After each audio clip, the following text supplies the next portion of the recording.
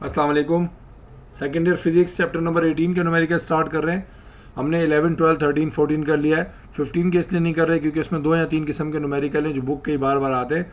16 में न्यूमेरिकल नहीं है। 17 के जो न्यूमेरिकल है वो भी सीधे सीधे बुक का न्यूमेरिकल बार बार पेपर में आते हैं, न्यू न्यूमेरिकल नहीं आते।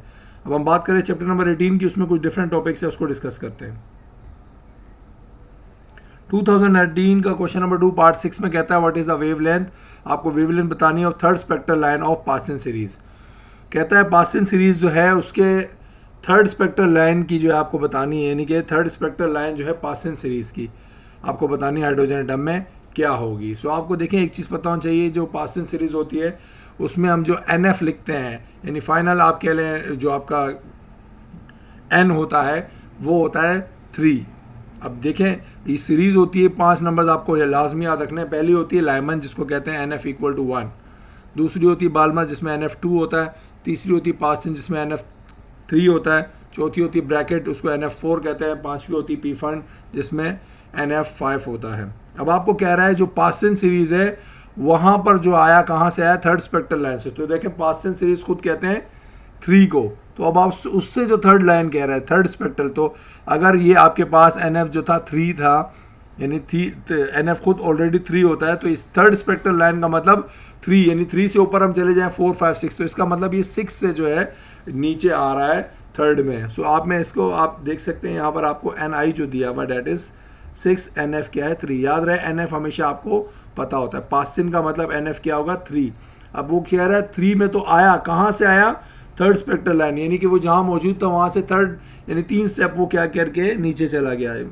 तो इसलिए हमें पता है NF तो 3 था, इसका मतलब उसने थर्ड स्पेक्ट्रल लाइन का, तो NI हमारा क्या था 6 था। अगर फोर्थ कहता तो NI 7 हो जाता, और सेकंड कहता तो NI हमारा क्या हो जाता 5 हो जाता।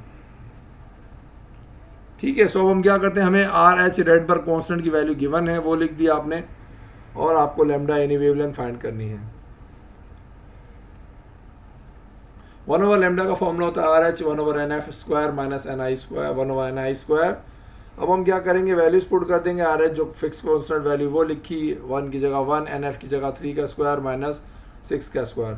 अब इनके स्क्वायर निकाल दिए, 3 का स्क्वायर 9 आ गया, 6 का स्क्वायर 36 आ गया। अब इन दोनों का एलसीएम ले लेंगे, 9 और 36 का एलसीएम आ जाएगा 36, और फिर उसके बाद हम क्या कर देंगे, एलसीएम आपको आता लेना, 9 के टेबल में 36 आता 4 टाइम्स, तो यहाँ 4 लिख दिया माइनस, यहाँ 36 था तो ऊपर 1 सेम लिख दिया। ठीक है। सो अब मैं 4 में से 1 माइनस कर दूंगा तो ये आ जाएगा 3 ओवर 36। अब ये 3 इस ऊपर वाले नंबर से मल्टीप्लाई कर दूंगा तो मेरे पास एक नंबर आ गया, ये डिवाइड में 36 बच गया। अब याद रहे ये 1/लैम्डा का आंसर है, मुझे चाहिए लैम्डा, तो मैं इसको रेसिप्रोकल कर दूंगा तो इसकी वैल्यू भी क्या हो जाएगी रेसिप्रोकल। तो देखिए 1/लैम्डा बन गया लैम्डा ओवर 1, इस तरह इसकी वैल्यू बन गई 36 ओवर दिस। अब इस नंबर को आप इससे डिवाइड करेंगे तो आपके पास एक वैल्यू आ जाएगी, that is 10.938 exponent minus 7 metre. Wavelength है चूंकि इसलिए मीटर में होगी। सो ये वो वेवलेंथ होगी जो आपसे पूछी गई थी। अब आपको क्वेश्चन नंबर 2 के पार्ट 6 में कहता है 2016 का क्वेश्चन है, कहता है find the shortest and longest wavelength of emitted photons in hydrogen spectra in P fund series. अब आपको पी फंड सीरीज की बात करें, पी फंड हमें आपको पता होना चाहिए, पी फंड मीन्स फिफ्थ वाले की स्टेज की बात करें। NF क्या होगा आपके पास, फिफ्थ होगा, 5 होगा NF। अब PI क्या है, यानी कि आप कह लें NI जिसको आप कहते हैं वो क्या होगा वो देखने। देखिए आपको कह रहे हैं शॉर्टेस्ट, एक कह रहे हैं लॉन्गेस्ट। अब शॉर्टेस्ट और लॉन्गेस्ट के लिए हम देख लेते हैं क्या मतलब होता है। देखिए पी फंड का मतलब ये तो तय है आपको, NF हमेशा क्या होगा 5 होगा। ठीक है, आपको हमेशा अंडरस्टूड है NF जो होता है आपको हमेशा इस सीरीज का नाम देखकर पता चल जाता है क्या है। अब NI का मतलब क्या, देखिए शॉर्टेस्ट का मतलब क्या होता है। शॉर्टेस्ट का मतलब आप इसको आसान जनरली इस तरीके से समझ लीजिए, जिस तरह आप देखते हैं शॉर्टेस्ट, शॉर्ट बॉल अगर क्रिकेट में आपने कभी देखी हो या सुनी हो, शॉर्ट बॉल वो होती है जिसकी हाइट बहुत ज़्यादा ऊंची होती है, यानी बहुत ऊंचाई पर होती है, उसको कहते हैं शॉर्ट बॉल। ठीक है ना। तो शॉर्टेस्ट का मतलब जो सबसे ज़्यादा हाइट से आएगी, सबसे ज़्यादा दूरी से आएगी। सो देखिए इसके लिए NI हमेशा क्या होगा, इन्फिनिटी होगा। जब भी शॉर्टेस्ट की बात करेगा इट मीन्स सबसे जो आपकी क्या लें लंबी जो वेवलेंथ होगी उसको, उसकी हम बात कर रहे हैं, सबसे ज़्यादा जो गैप से आएगी उसको कह रहे हैं NI, डेट इज़ वो हमेशा इन्फिनिटी होगी। शॉर्टेस्ट जब भी बोलेगा किसी भी सीरीज में बोलेगा शॉर्टेस्ट हमेशा क्या होती है, इन्फिनिटी होती है। फिर बात करते हैं लॉन्गेस्ट की। लॉन्गेस्ट का मतलब जो सबसे करीब इसके होगा। सो देखिए पी फंड कहते हैं 5 को, तो 5 के करीब तरीन कौन होता है, 6 होता है। तो याद रहे लॉन्गेस्ट क्या होगी, इसके करीब तरीन वाला होगा, शॉर्टेस्ट का मतलब सबसे दूर, हमेशा सबसे दूर जो होगा वो इन्फिनिटी होगा, और सबसे करीब जो होगा वो जो भी आपको सीरीज दी है उसका एक नंबर नेक्स्ट वाला होगा। ठीक है, सो यहाँ पर हमने बात की पी फंड है तो NF तो 5 है। अब शॉर्टेस्ट के लिए NI हमेशा क्या होगा, इन्फिनिटी होगा, यानी सबसे ज़्यादा आप कह लें शॉर्ट जो होगी, और लॉन्गेस्ट के लिए NI मेरा क्या होगा, 6 होगा। रेड पर कॉन्स्टेंट आपको गिवन है, आपको लेमडा एस का मतलब shortest wavelength and lambda L का मतलब लॉन्गेस्ट वेवलेंथ आपको निकालनी है। आप चाहें तो इसको पूरा लिख लीजिएगा, लेमडा शॉर्टेस्ट और लेमडा लॉन्गेस्ट। अब देखें सेम वही फॉर्मूला है, पहला पार्ट मैंने इसलिए लिखा क्योंकि मैं पहले शॉर्ट वाला कर रहा हूँ, तो शॉर्ट के लिए मैंने लिख दिया वैल्यूज़। अब NF तो आपको पता है 5 का स्क्वायर है, माइनस NI का मतलब क्या है, ये इन्फिनिटी है, इन्फिनिटी का स्क्वायर, तो आपको पता है इन्फिनिटी का मतलब क्या होता है, anything divide by 0। So 1 upon infinity, actually याद रखिएगा 1 अपॉन इन्फिनिटी कहते हैं 0 को। 0 अपॉन कोई भी चीज़ इन्फिनिटी होती है, बट इन्फिनिटी अपॉन कोई भी नंबर 1 ओवर इन्फिनिटी क्या होता है, 0 होता है। ठीक है ना, तो इन्फिनिटी खुद क्या होता है, कोई भी नंबर डिवाइड बाय 0, जबकि 1 के नीचे अगर इन्फिनिटी आ जाए, किसी भी नंबर के नीचे इन्फिनिटी आ जाए तो 1 ओवर 0 वो 0 ओवर 1 बन जाता है, तो ये पूरा 0 हो जाता है। सो हम क्या करेंगे, वैल्यूज लिखेंगे, 1 ओवर 25 लिखा, माइनस 1 ओवर इन्फिनिटी की जगह 0 आ गया, स्क्वायर स्क्वायर खत्म हो गया क्योंकि 0 का स्क्वायर भी 0 ही रहेगा। अब 1 ओवर 25 में से 0 माइनस करेंगे तो 1 ओवर 25 ही बचेगा। अब 1 ऊपर वाले नंबर से मल्टीप्लाई हो जाएगा तो सेम रहेगा, और डिवीजन में आ जाएगा 25। अब मुझे लेमडा चाहिए, ये 1 ओवर लेमडा का फॉर्मूला, तो मैं इसको रेसिप्रोकल कर दूंगा, 1 ओवर लेमडा को रिवर्स करूंगा तो लेमडा ओवर 1 हो जाएगा, इस तरह इसको रेसिप्रोकल करूंगा 25 ओवर दिस हो जाएगा। अब जब मैं इनको डिवाइड करूंगा तो मेरे पास एक नंबर आ जाएगा, that is the shortest wavelength, और वो आ गई 2.279 एक्सपोनेंट माइनस 6 मीटर्स।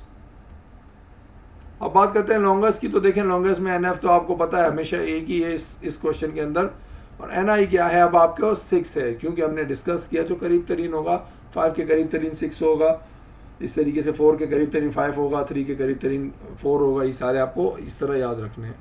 सो अब NF की जगह 25, ये 5 का स्क्वायर लिखा, 6 का स्क्वायर लिखा, ये वैल्यूज आ गए 25 और 36।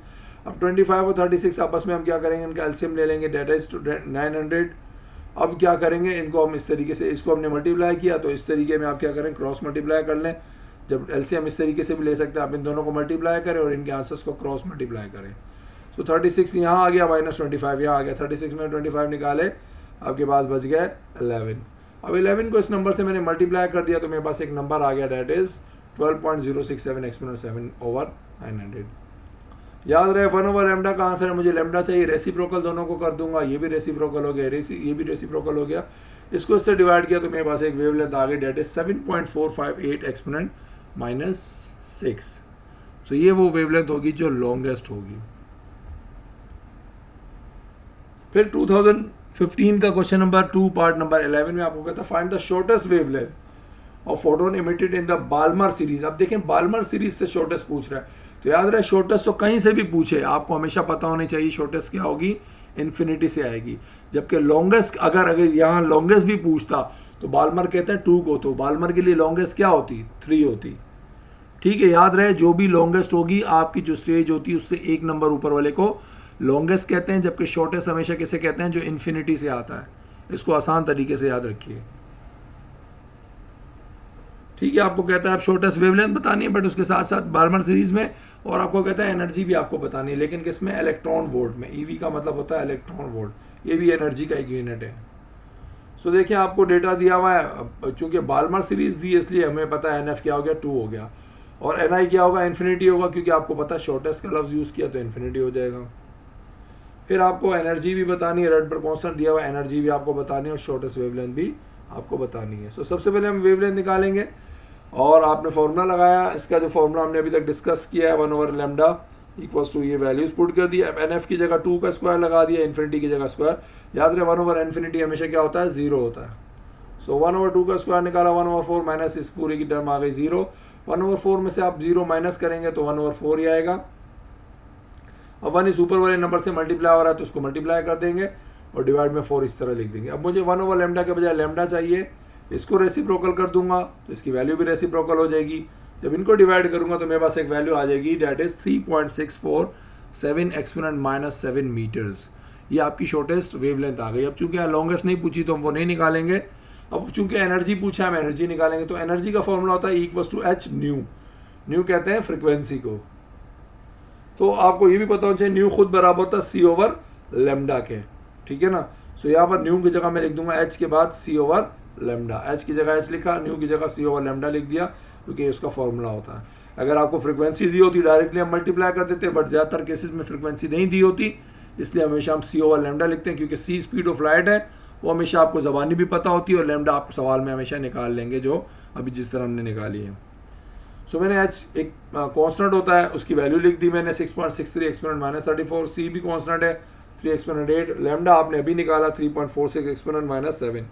ऊपर वालों को आपस में मल्टीप्लाई किया तो एक नंबर आ गया, नीचे वाला ऐसे ही लिखा, फिर इन दोनों को आपस में डिवाइड कर दिया, तो मेरे पास एनर्जी आ गई, डेट इज 5.45 एक्सपोनेंट -19 जूल्स, ठीक है ना। जो स्टैंडर्ड नॉर्मली आपके पास आती है एनर्जी, वो किस में आएगी, जूल्स में आएगी। अब चूंकि उसने फरमाइश की है इलेक्ट्रॉन वोल्ट्स में बताई है, तो आपको पता होना चाहिए एक इलेक्ट्रॉन वोल्ट बराबर होता है 1.6 एक्सपोनेंट -19 जूल्स के।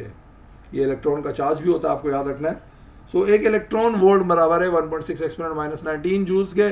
तो आपको जब भी इलेक्ट्रॉन वोल्ट में एनर्जी चाहिए हो, तो आपकी जो एनर्जी आई होती है उसको आप इस नंबर से डिवाइड करते हैं। हमेशा जो भी एनर्जी हो उसको आप 1.6 एक्सपोनेंट -19 से जब भी डिवाइड करेंगे, यानी उसके चार्ज से, इलेक्ट्रॉन के चार्ज से जब भी आप डिवाइड करते हैं किसी एनर्जी को, तो वो इलेक्ट्रॉन वोल्ट में आ जाती है। तो आपने जब इसको डिवाइड किया तो आपके पास एक नंबर आ गया 3.408, और इलेक्ट्रॉन वोल्ट अब यूनिट होगा, क्योंकि हमने इसको इलेक्ट्रॉन वोल्ट से डिवाइड किया हुआ है, इलेक्ट्रॉन के चार्ज से डिवाइड किया, तो इलेक्ट्रॉन वोल्ट इसका यूनिट होगा।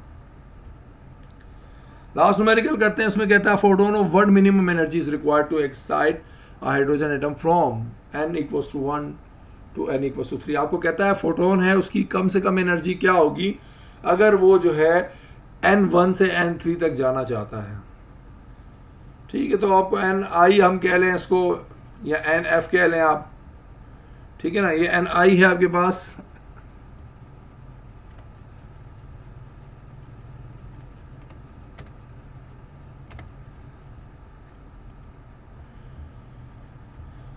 ठीक है। इसको ni हम कह लेते हैं 1, nf कह लेते हैं 3, या आप चाहें तो n1 n2 भी लिख सकते हैं। सो मैंने ni लिख दिया है, आपके पास जो था 1 था, nf जो था 3 था।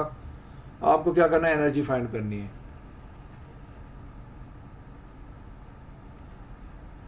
ठीक है। तो मैंने क्या किया, एनर्जी का फॉर्मूला होता है आपके पास हमेशा E=EF - EI, ठीक है ना। एनर्जी का फॉर्मूला क्या है, EF - EI, और EF और EI क्या होता है खुद -13, ये इलेक्ट्रॉन वोल्ट में एनर्जी होती है। सो इसका फॉर्मूला होता है EF का -13.6 ओवर, अब चूंकि F है यहाँ पर NF स्क्वायर आएगा, माइनस ये भी -13.6 ओवर NI स्क्वायर है, ठीक है। F का मतलब NF स्क्वायर होता है, I का मतलब NI स्क्वायर होता है। सो ये मैंने वैल्यूज पुट कर दी, तो E जो है मैंने ऐसे ही लिख दिया, -13.6 लिख दिया, NF की जगह 3 का स्क्वायर लिख दिया, फिर माइनस माइनस ये हो गया प्लस, और ये 13.6 ऐसे लिखा, NI की जगह मैंने 1 का स्क्वायर लिख दिया। सो अब मैं क्या करूंगा, जब इसको 3 का स्क्वायर होता है आपको पता 9, तो इसको नीचे 9 आ गया, फिर प्लस 1 का स्क्वायर 1 ही होता है, इसलिए इसके नीचे नहीं लिखा। अब इसको जब इससे डिवाइड करूंगा तो मेरे पास एक वैल्यू आ जाएगी, डेट इज 1.5, तो माइनस का 1.5 और प्लस का 13.6, इनको जब आप आपस में ऐड कर लेंगे तो ऐड करने के बाद आपके पास बचेगा 12.1, और ये प्लस में बचेगा क्योंकि आपकी ये वाली टर्म जो है, बड़ी नंबर जो है पॉजिटिव है। सो एनर्जी जो आपके पास आएगी डेट इज 12.1 इलेक्ट्रॉन वोल्ट।